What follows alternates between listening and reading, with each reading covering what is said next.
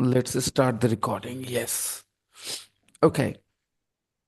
So, everyone, you read the text. Yeah. Okay. And here comes Gonzalo.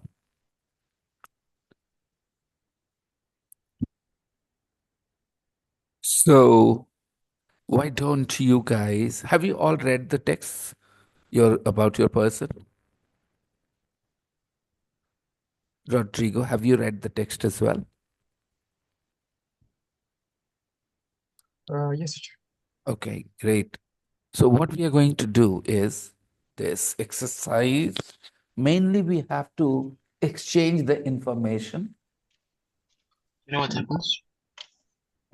You see, there were two people. One was the comedian, and the other was a biologist. Wildlife expert. Wildlife expert. Okay, sorry, a wildlife expert, right?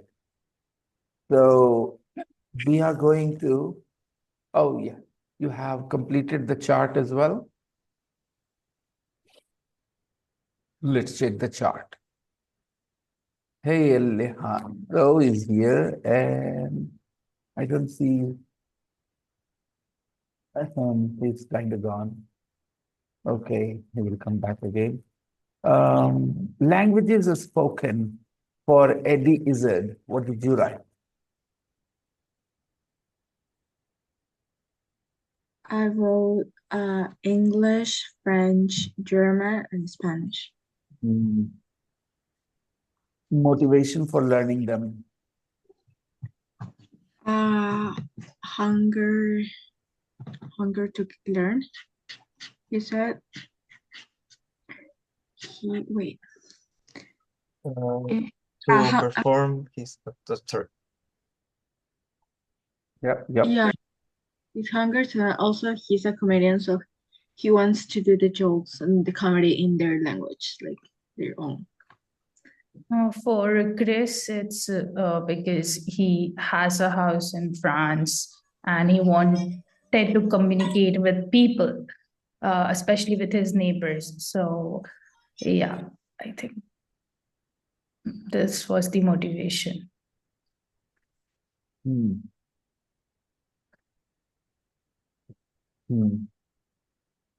Level reached.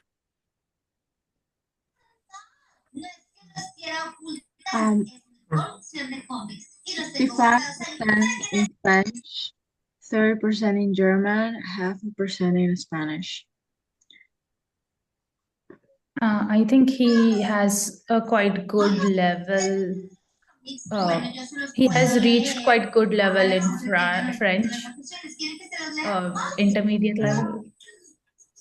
Okay, Yeah, okay. maybe even advanced level because he mentioned that he is able to think in French in his mind, so that's actually a really good level of the language.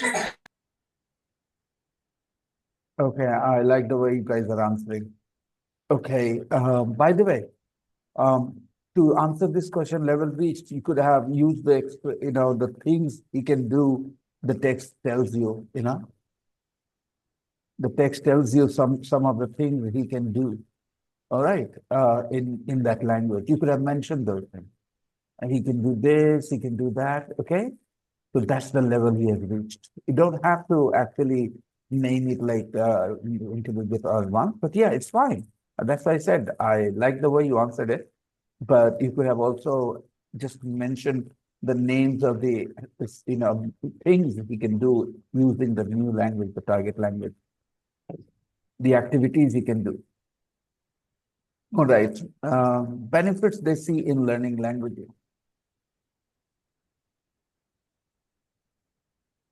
Benefits they see in learning language. There are some benefits they mentioned, right? For Chris, the new language, like a French language, opened a new door for him. Like now he feels more like part of that society that he's living, and he can easily now communicate and connect with his neighbors and the people. So he feels more like that, yeah, okay, he's now part of this city or country. Hmm. And yeah, it also helped him to, yeah, connect with the people in a better way. Pankri. Feel, help, he feel, it help. Blended now. These are blenders now, okay? He feels, it helps, okay? You have to understand different verb forms for different subjects in different tenses. You can't be wrong about them. Just an old habit, okay, Pankri? You got to pay more attention to these things. Otherwise, it's all going great.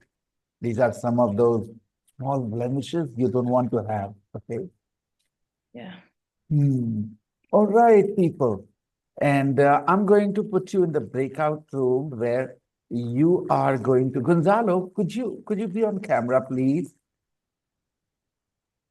Okay, teacher. Yeah, thank you.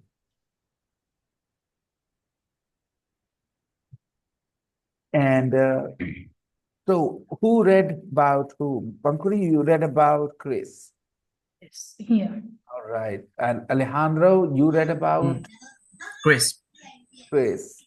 And who read about the comedian here?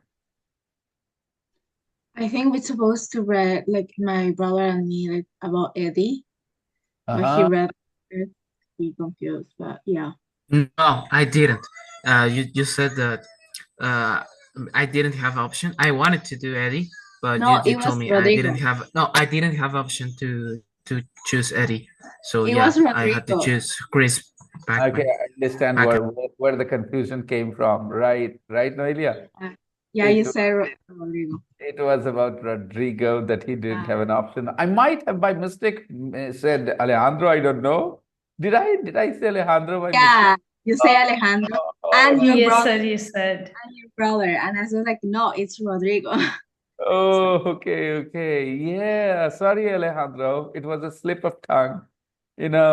Somehow your name comes more easily on my tongue. And I just said Alejandro when I was supposed to say Rodrigo. Okay, it just happened as a mistake.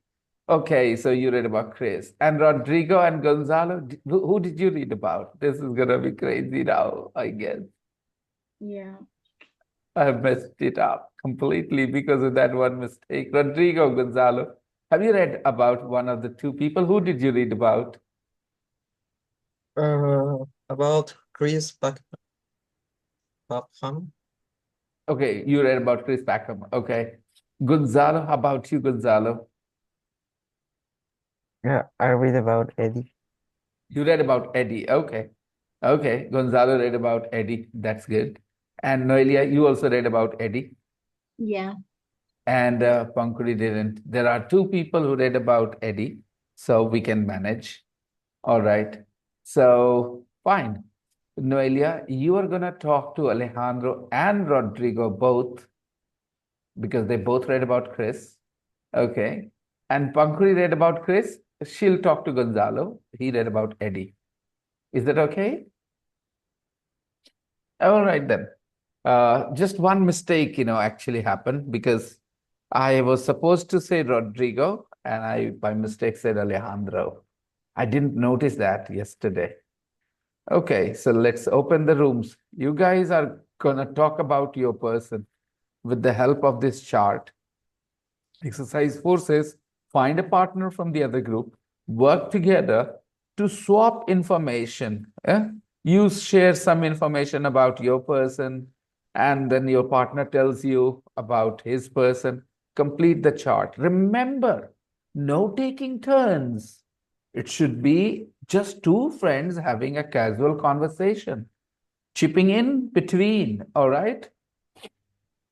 You have to contribute to the conversation by, oh yeah, like this, You do not have to wait for your turn that you finish alone, then I'll speak. No.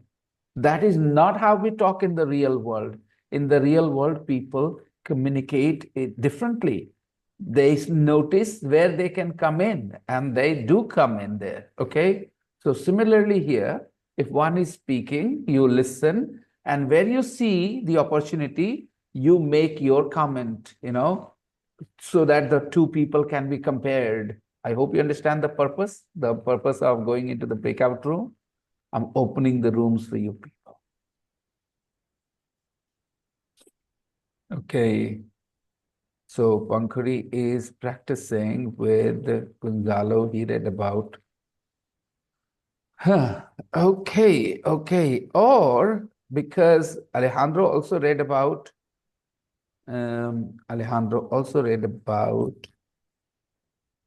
Chris. So I could maybe replace. Yep, yep. Let's do it this time. I'm opening the rooms, everyone. Please come join.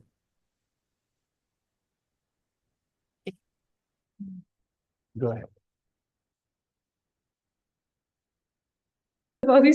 Oh, no, no, no. So who read about, Noelia and Gonzalo read about Eddie, I think, the comedian, right? So one needs to be here. Okay. Or Pankuri, you could be with the Gonzalo and Alejandro is going back to room number 1. And you are going to room number 2. Go back again, please, Pankuri, to room Yeah. number 2. Can you see the option to go back to room number 2 on your screen? No, Yep, sir. there should be a breakout room option, breakout room on your screen somewhere. Go to your laptop. Okay, yeah, join breakout room.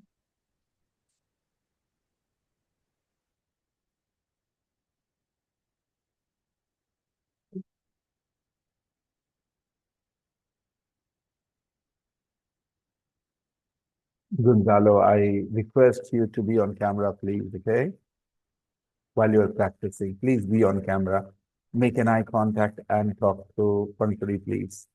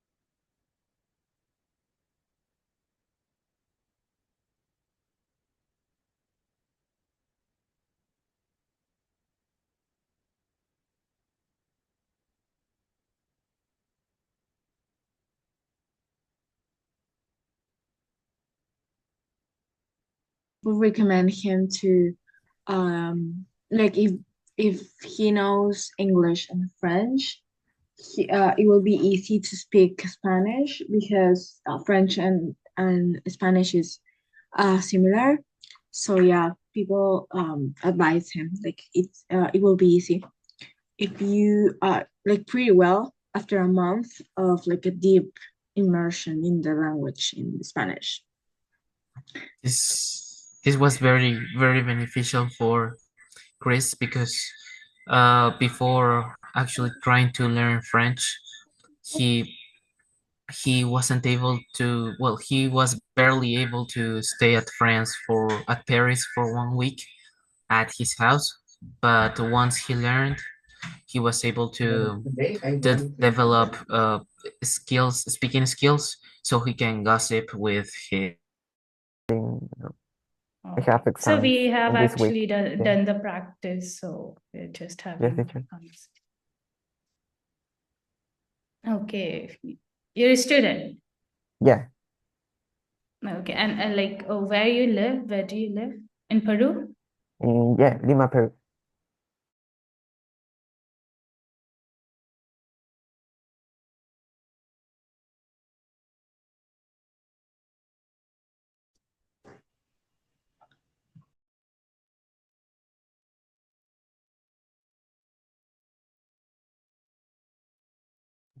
Welcome, everyone. Gonzalo, I can't see you.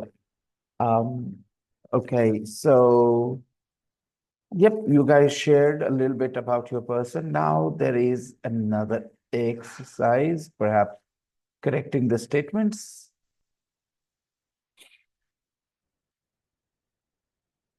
Okay, but this exercise we'll do after reading. So first we are going to read. Why languages matter to me?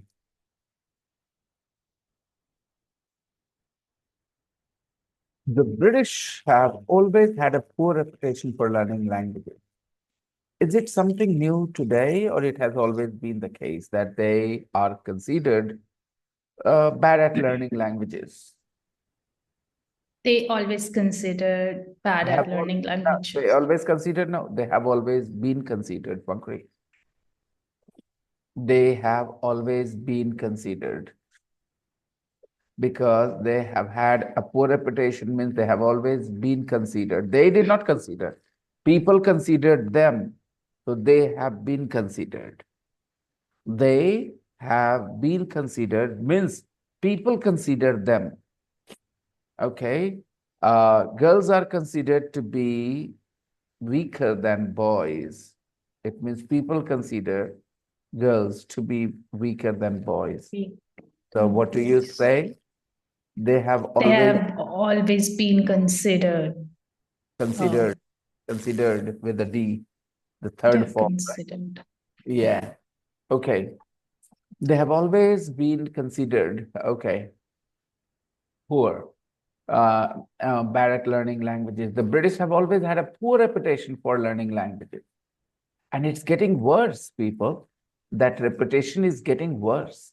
Now, let me know if you find any phrases that you don't understand, any use of grammar that you don't understand. Whatsoever you have, any confusion whatsoever, just ask me. They've always had a poor reputation. If you want to practice this sentence, this is a present perfect sentence. Look at the use of always in this sentence, okay? I have never been bad at English, but I couldn't speak English when I was a child. I have never been, I'm not using had here, I'm using be, okay? I've never been bad at English, okay? I have never had too many, okay, let me explain, write another sentence. I've always had a beautiful handwriting. I've always had a beautiful handwriting. What does it mean? There was never a time when my handwriting was bad, okay? I've always had a beautiful handwriting. Okay. I've always had feelings for her. I've always had feelings for her. This implies that it's not something new. It's not something new. It implies it's not something new. Okay. I've always had feelings for her. So when you have a sentence with the verb have, and you are saying it in the present perfect, it sounds this way. They have always had. You see, now this always implies it's not a new thing. The British have always had a poor reputation for learning languages, and it's getting worse. The number of UK students studying a language at university continues to fall. They can easily track it, you know. Informally, maybe some people are learning, but formally, those who are registered at universities, studying a language, learning a language, foreign language, the number of those students is continuously falling. Okay. The number of UK students studying a language at university continues to fall. Why the verb continues here? Why not continue? You answer, Pankuri. So it's more like a fact, like a statement that it continues to fall. What continues to fall is the question. The number of students who are learning foreign students, languages. right? The number of students. So why are we using continues? What does it imply? What does it imply that we are using continues when we are talking about the number of students? It implies that whenever the expression, the number of something is used, okay, the number of UK students is plural, yes or no? It is. Pankuri, what happens sometimes with some people? What happens? They, instead of, okay, there are two things that you have to focus on. One, the way the words are used and their meaning. And two, the technical part of it, okay? And somebody who can pay attention to both the aspects, they will develop a really good English someday, you know? So you just need to work on the technical part a little bit. Why the singular verb continues? Here, everybody, pay attention. Continues implies that the subject is singular or plural? Singular. The subject is singular, right? Something continues to fall. And what is that something here? The number of UK students. The number of UK students studying a language at university, right? It continues to fall. So it continues to fall.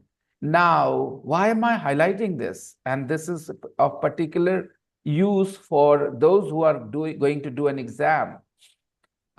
Because there can be a direct question based on this, okay? Instead of continues, Khushi, you might see the verb continue here. The number of UK students studying a language at university continue to fall. Pankuri, in an exam in India, you might see the word continue. Why? Because it is wrong to use continue because the subject is singular, the number of UK students. And the grammar teachers, Noelia, Rodrigo, teach that the number of something is singular. We don't need to, because if we pay attention, okay? If we pay attention, the number of UK students continues to fall. Let's make another sentence. The number of corrupt politicians is increasing or are increasing? The number of corrupt politicians. The number of corrupt politicians is increasing. Right, right. Okay, the number of anything is, not are. The number of anything, plural, singular, see? The number of students.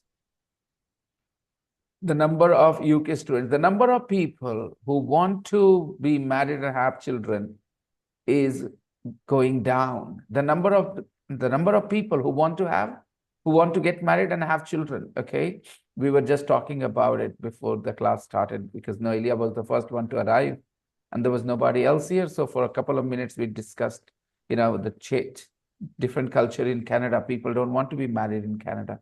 She was surprised that I've finished 16 years of my married life. We have completed together. So I said it's common in India. Most people stay together despite their ups and downs, they do not part ways. They decide that, okay, we will see through this difficult times. Okay. The number of UK students studying a language at university continues to fall. So the number of something, when you see If I change this, the number, I will say a number. There is another expression in English, a number of. A number of students are protesting or is protesting. A number of students is protesting or are protesting. Is With protesting. Is protesting. a number of students. A number of students means a lot of students.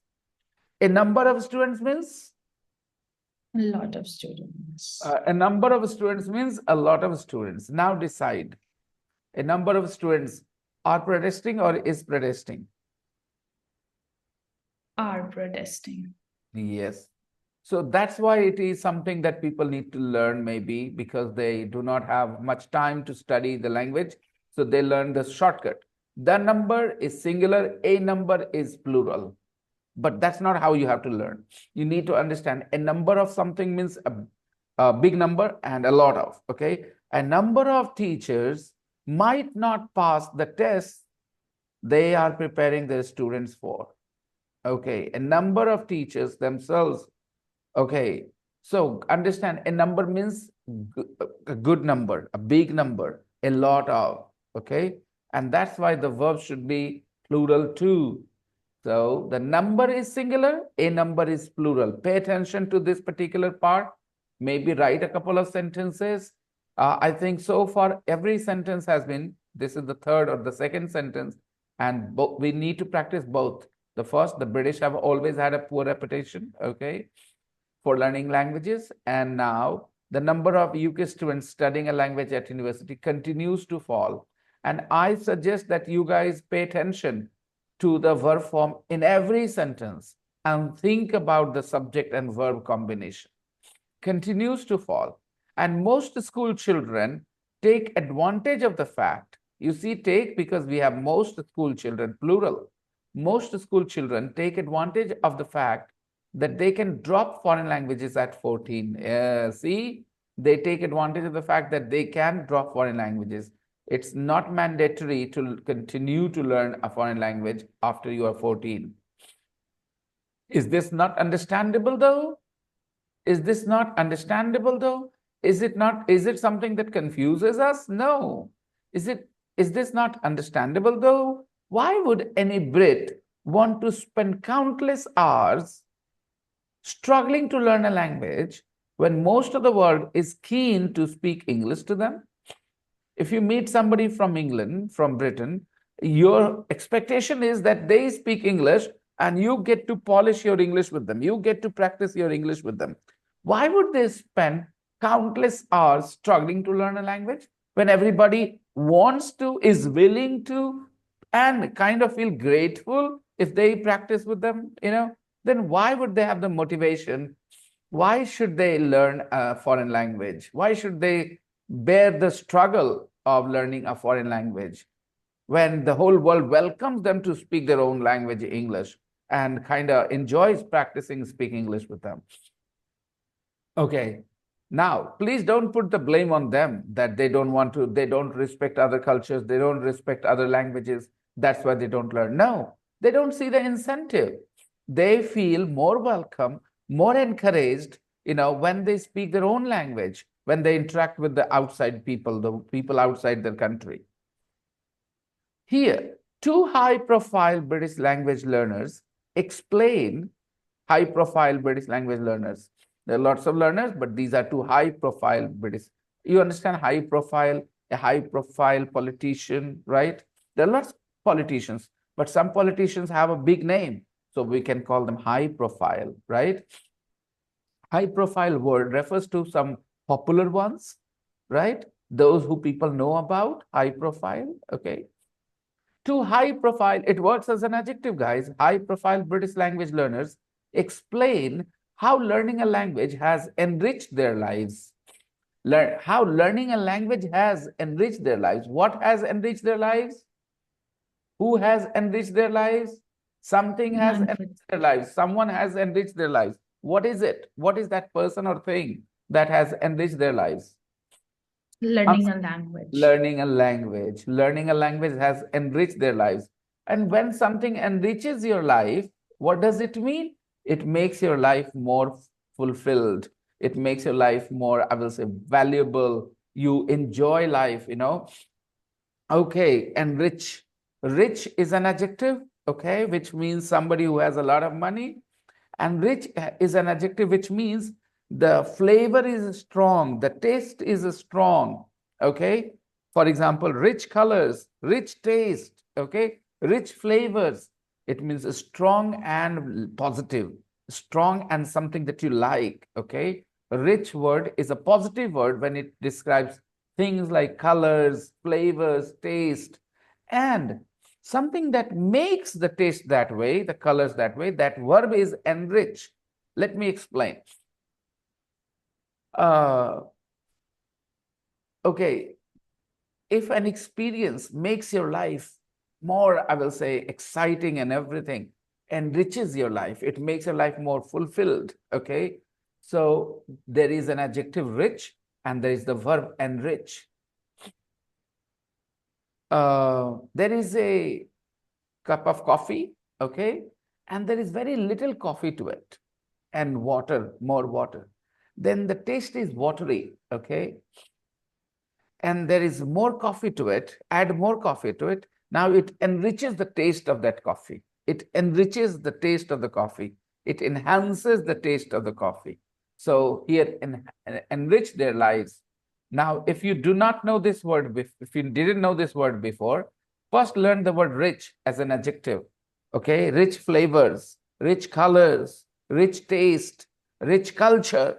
India has a rich culture. Okay, now what does it mean? A lot of money? No, a lot of character, a lot of uniqueness. Okay, that is what rich means.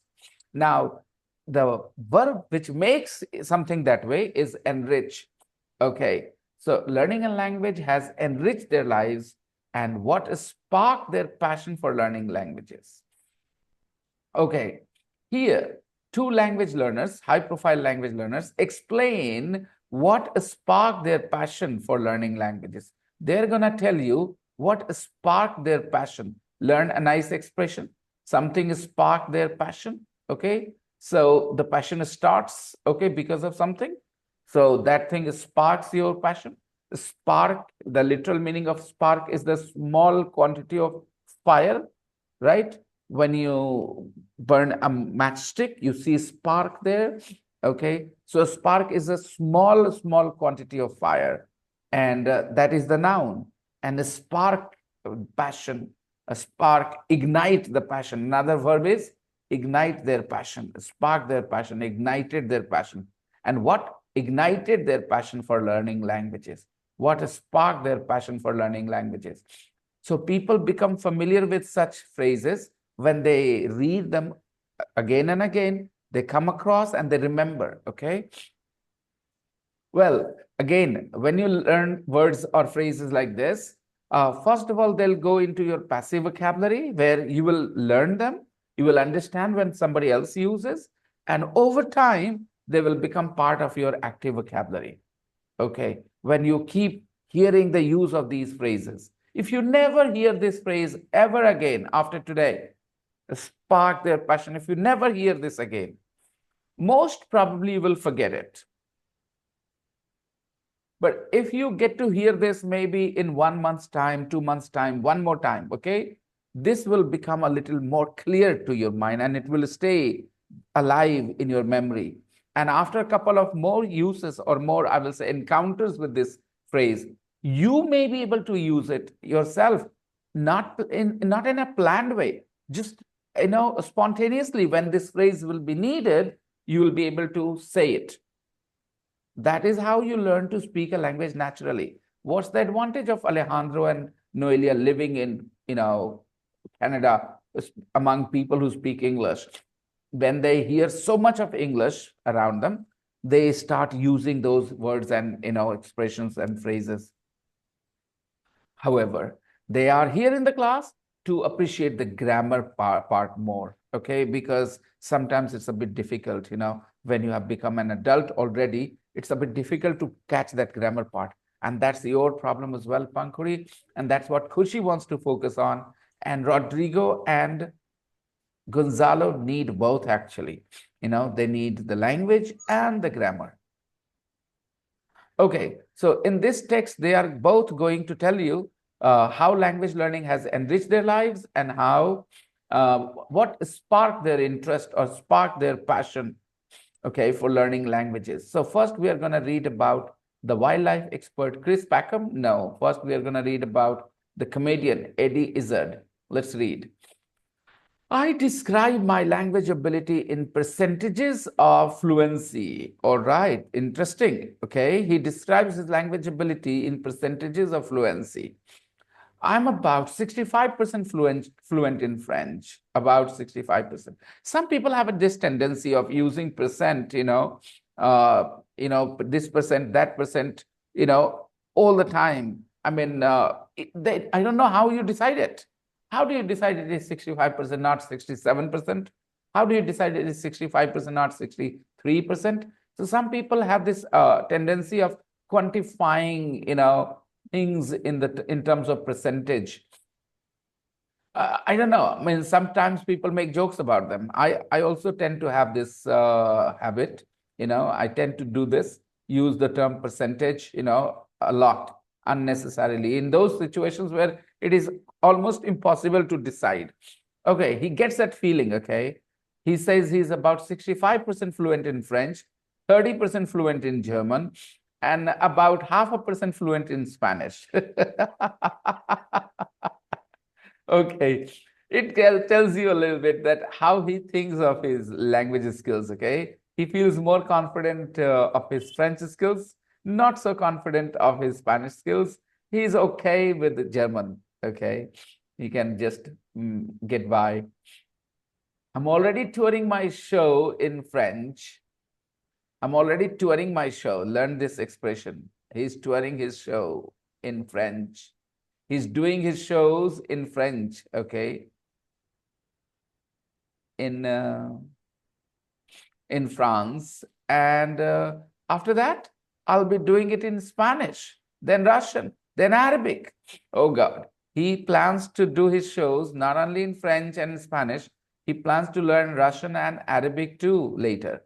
They say, now this is what you need to learn. In English, people use they say when they are talking about a statement rather than who made that statement. Okay? Sometimes you simply say they say if your main focus is not on the speaker, your main focus is on what has been said. Okay? The statement. They say, who's they? They means people. Okay? They means basically people.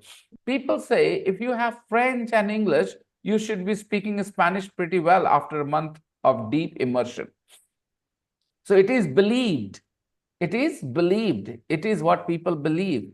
If you have French and English, if you can speak French and English, you should be speaking Spanish pretty well after a month of deep immersion. He speaks English as his first language. He's learning French. He's already 65% fluent in Spanish in his way. And he thinks that after he becomes more comfortable with French, he'll spend just a month, living in Spain or some Spanish-speaking countries, and he will become pretty good at it. You should be speaking Spanish pretty well after a month of deep immersion. That is what these guys are getting, Alejandro and Noelia. They are getting deep immersion. They're living in an English-speaking country. I wish I had that opportunity.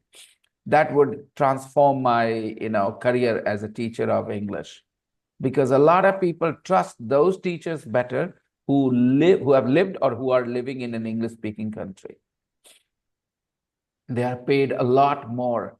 I mean, a lot more. I will say 10 times more than I get paid. 10 times more, not one or two, okay? So, yeah, but if I get stuck with a word, a nice expression, okay?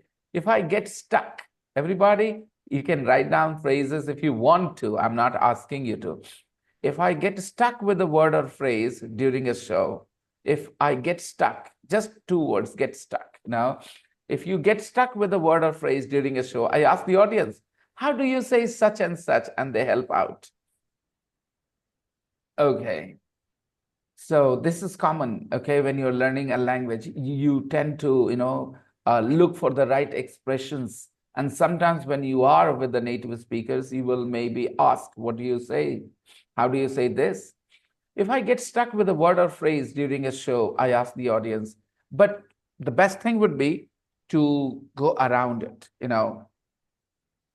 For example, there are times when you will feel you don't know how to say a certain thing you want to say. Then instead of asking other people to help you, personally, I suggest go around it. Okay, express that idea somehow, and wait for the time when you get to hear that idea in English, so that next time you know what you have to say. I don't find languages easy, but I have a hunger to learn. It's not that he's particularly talented, okay, or he's exceptionally talented or something. He says, I don't find languages easy, but I have a hunger to learn. When you can speak another language, you go from being a person in an adult's body, pointing at things like a child, to being able to communicate with people like an adult again. So you live the whole life cycle one more time. When you guys were born, you were little kids, how you pointed at things and pointed to things and asked people or parents to tell you the name of those things. So from an adult, you go back to your childhood when you start to learn a language. And from there, if you continue for long enough, if you persist, then you become grown up adult, you become an adult again, and you can have a conversation. When you can speak another language, you go from being a person in an adult's body, which you are right now, pointing at things like a child. This is what you start doing, to being able to communicate with people like an adult again. So this is a whole journey. This is a whole journey, guys, that you make. There is a political basis for me to learn other languages. Oh, okay. He wants to make a political statement as well by learning other languages. There is a political basis for him to learn other languages. He believes in something. There is an ideology. Because if we don't come together in the world, then the world is not going to make it. So it is his way to suggest that I respect you. I'm ready to be with you. Because if we don't come together in the world, then the world is not going to make it. This expression is very common. The world is not going to make it. Somebody is not going to make it. Somebody will not make it. Somebody did not make it. So if you don't make it, you are not successful, okay? I tried that exam a couple of times, but I didn't make it, okay? I knew I was getting late, so I ran to the station, but I just couldn't make it in time. It means I couldn't catch the train. It's an idiomatic way of saying to fail to do something you wanted to do. The world is not going to make it. If we don't come together in the world, then the world is not going to make it. Did you understand the expression? Something is not going to make it, somebody is not going to make it, means they are not going to be successful. It's a very idiomatic expression. You don't even mention what you're talking about. Maybe it is mentioned in the previous sentence, and you simply say another, okay? So like if we keep ignoring climate changes, the world's not going to make it. Yes, exactly. If we keep ignoring climate changes or global warming threats, the world is not going to make it. Okay. Now, I'll give another example though. My daughter is preparing for the IIT exams, and I believe she can make it. I believe she can make it. Now, what am I saying? I believe she'll be successful. She has in her what it takes, to be successful. I think she can make it. Okay. A child comes home, Papa, I'm sorry, I didn't make it after the exam results. Okay. So he didn't pass the exam. Got it? There is a business case too. There is a business case too. Okay. So there are quite a few reasons. There was this question here, motivation for learning them. So for Eddie, there is one political motive, okay, motivation. He wants the world to come together because he thinks that we can only make it if we are united, if we are together, If we are quarreling with each other, it's going to be disastrous.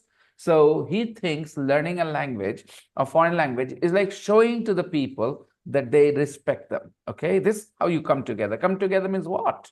Okay, you don't go and start living in other people's houses, right? You show them that you care for them, you respect them. Okay, and that's what and second reason is the business case, business reason. He is beginning to turn a profit. Turn a profit. He is beginning to turn a profit. He is beginning to earn a profit. Turn a profit. When you start a business, you don't start earning money straight away. Okay, a time comes when your business begins to turn a profit. It means your business makes a profit. Before that, maybe it is going in loss, or maybe it is even Steven. Okay, and then if you continue to grow, you turn a profit. Okay, so these are English expressions, guys. If you try and translate them word for word in your mother tongue, you get nothing. You get nothing, most probably. Okay, you can only understand them in English. Turn a profit. Okay, so to be able to make profits. Okay, I'm beginning to turn a profit on my foreign shows. So what happens when somebody goes like an actor, a performer, or a dancer, singer, comedian goes and performs in another country? Initially what happens? The organizers spend more money maybe and don't earn as much. So they actually suffer a little bit of a loss maybe, okay? But this is how they generate interest. And then the future tours or future events might bring them some profit. So he's saying because of his language learning, because he speaks French in his performances, he's beginning to turn a profit on my foreign shows. Plus, another thing, see, this is an informal way of adding a point. Plus, no stand-up has done this before. So it becomes his USP, unique selling point, as we call it in the business world, right? USP, unique selling point, something that separates you, something that stands you out, something that shows you in a unique light, So there is also the fun, bloody adventure of it. So because nobody has done this before, so he finds it exciting, and there is some sort of adventure. You're trying to speak a foreign language on the stage, guys. You can end up looking really stupid sometimes because of a mistake you might make. So there is a bloody adventure. Okay. Now the word bloody is often used in British English. Okay, to just it's a mild swear word. Okay, it's a mild swear word. Mild, not very hard. For example, my computer is giving me a headache, then I'll say, this bloody computer. Okay, I'm unhappy with this computer, so I'll use this bloody computer. Okay, everybody knows that bloody bastard together. You bloody bastard. We learned this in our childhood from movies, bloody bastard. And there is alliteration going, B for bloody, B for bastard. So it sounds pretty, I will say emphatic, bloody bastard. Okay. So bloody can be used before any noun, just when you are a little annoyed, and you want to show a little bit of annoyance. So you use a mild swear word. Again, shouldn't use in front of people you respect, like your teachers, your principal, your bosses. Avoid this word, okay? But in a friend circle, casually, family, yeah, of course, not a big deal. Okay. So that was the story of this guy. And I have only a couple of minutes left. But let's see if we can read some more about this guy, the wildlife expert, Chris Packham. In France, where I have a house, it's quite remote. Okay, if you describe an area as remote, you mean to say it is not in a very popular places, and it is difficult to get there. It is difficult to get there. Transportation to that place is not easy, okay? It's not accessible. Remote is not accessible. There is another word, accessible, easily reachable, okay? It's quite remote, and none of my neighbors spoke any English. Yeah, if you are in a country like France, India, and you are in a remote area, don't expect people to speak a foreign language or another language. Mostly they'll speak just the language of the land, right? For example, if you're in Tamil Nadu, if you're in Chennai, then you might find some people who speak other languages than Tamil. But if you're in a remote part of Tamil, Tamil Nadu, then you will only get to hear Tamil there, right? So it's quite remote, and none of my, I hope everybody understands remote as an adjective to describe places, okay? And none of my neighbors, okay, remote. I don't want to use the Hindi here. I want to tell you less accessible, okay? Far from the center, popular places, that's remote. It's quite remote, and none of my neighbors spoke any English. I rocked up 10 years ago and had no more ability in French than being able to go to Paris and survive a weekend. Okay, this rocked up is a slang expression, guys, in Britain, okay, which means clearly I arrived 10 years ago, okay? He arrived 10 years ago, and this is a slang expression. You don't need to learn it, okay? You don't need to learn it if you're not planning to go and live there. Okay. I rocked up 10 years ago. I arrived 10 years ago and had no more ability in French than being able to go to Paris and survive a weekend. That is all. Now, if somebody comes to India for a week, all right, and they have learned a little bit of Hindi so that they can survive here for 7 days as a tourist, okay, will you consider that Hindi level a great Hindi level? No, just a couple of phrases, right? So similarly, this guy didn't know much French. His ability was limited to just a couple of phrases people as tourists use when they are in Paris. Okay, so that's all he knew. He didn't know much French when he first arrived 10 years ago. I bought some CDs, but learning it that way didn't work for me. He bought some CDs and tried to learn. See, this sentence tells you that there are different ways a learner can learn, okay? One method doesn't work for everybody. But one thing that works for almost everybody is listening. Okay. How do you listen? In an interactive way or just as a passive listener matters. Okay. Some people are good with this passive listening, style. Like I've learned a lot of my English listening to English passively. Okay. From a radio show or maybe, on TV or on the internet. I used to listen to a lot of people. I think it can work for you as well. You have to check it out. But when I listen, passively, I'm not passive in my mind actually. I'm constantly trying to, notice, just like I'm highlighting these things for you here, the phrases. When I'm listening, I'm highlighting those phrases to my mind. Hey, he said this. Hey, she said this. This is how I continue to be engaged in the listening process. A lot of people fail to do this. And for them, it's a boring experience listening to somebody speak English. But I think you have to do it at some point. Okay, learning it that way didn't work for me. Didn't work for me. A nice expression didn't work for me. It was not effective. It didn't work for me. So I had to think of a plan B.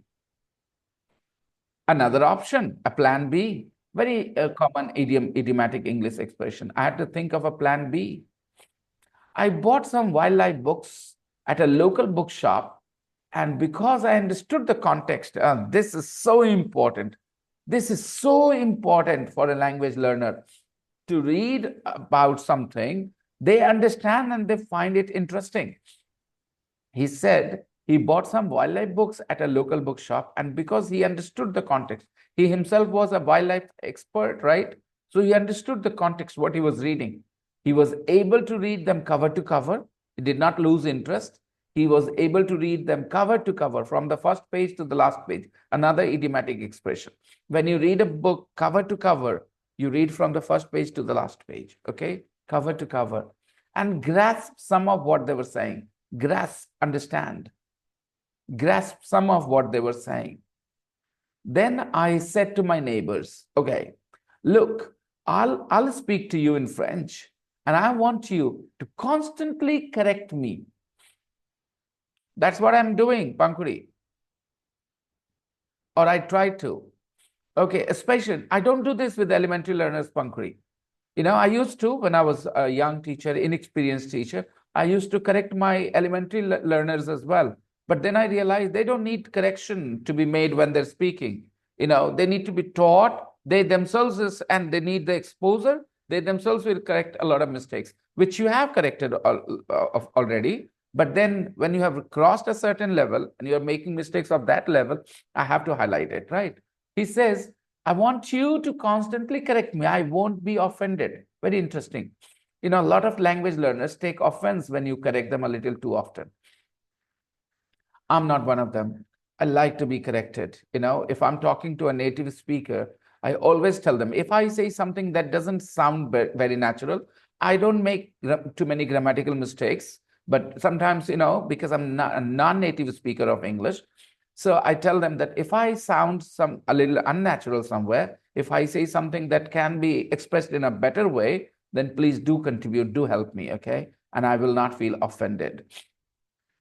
I won't be offended. And they were great. They did. Because after all, it is hard work for somebody to listen to you with so much of attention that they have to correct you, isn't it? It's like a job. They were great. They did. I do find it quite difficult. I do find it quite difficult. He also admits learning a language is not easy. I do find it quite difficult. If I was living in the language all the time, just like Noelia and Alejandro, if I was living in the language all the time, take a look here. Some people would say this is wrong because this was should be replaced with were. Okay, I would say yes, true. Were is formally used. But a lot of people, educated people, native speakers of English, also use this was instead of were. It is something that is gaining momentum, the use of was instead of were, okay? It is considered casual, informal English, not wrong English. But in exams where they're testing your grammar, you should stick to were if I were living in the language. In exams, you should stick to were. But in casual conversation, was is absolutely fine. I remember once I wrote a post on Facebook with this, and one of my neighbors was like, he's a student, Oh, Vinay Bhaiya, you made a mistake. I didn't expect that from you. You're a teacher. I said, you should have trusted that I was a teacher and I won't make a mistake. When I taught him this, then, okay, my teacher told me that you can't use was. I said, yeah, because they are preparing you for exams. They're not giving you a wholesome, comprehensive understanding of English. If I was living in the language all the time, I would get on top of it. Lovely expression. Get on top of something, to have a complete control, to be good at it. So you could say, he's on the top of his game. He's on the top of his game. What does it mean? It means whatever he does it in a very, very good way. For example, you can describe a student. He's on top of his game. Okay. It means he wants to be, he's on top of his game means he's a very good student. When you say this for a teacher, he's on top of his game, you mean to say he's a very good teacher. He's got the skills, he's got the abilities, all right? And I would get on top of it means he would become very good at it. This is what he's saying. Because get means to change. Angry is angry, but get angry means to transform, right? So he's saying, if I was living in the language all the time, I would get on top of it. He would be very good at it and it would stick. It would stick. You know what happens? The language, that you keep listening, it sticks. As I said, if you never hear this phrase again, there was some phrase perhaps I was talking about. If you never hear that again, then you are going to forget it, and that's why it is really necessary for all of you here to spend time listening to English, okay? Giving yourself that exposure, that immersion, okay? Deep immersion. That's really, really important. I know if you're not living in an English speaking country, it's kind of difficult, but you can create that artificially. Okay. And with these words, we'll have to wrap up today. We'll finish it tomorrow, guys. We'll finish it tomorrow. And then I expect you to do exercise 5 on your own. Okay. Finish whatever is left. And please do exercise 5. And we will continue tomorrow, 5 and 6. This will be your homework. The pages are already with you. So exercise 5 and 6 will be your homework for tomorrow. Hopefully, we will continue. Okay. Okay, All right, teacher, thank you. everyone. Let's wrap up for today. Okay. Bye-bye. Good night, everybody. Bye. Yeah, Okay, bye. bye. Bye, Bye-bye. sir.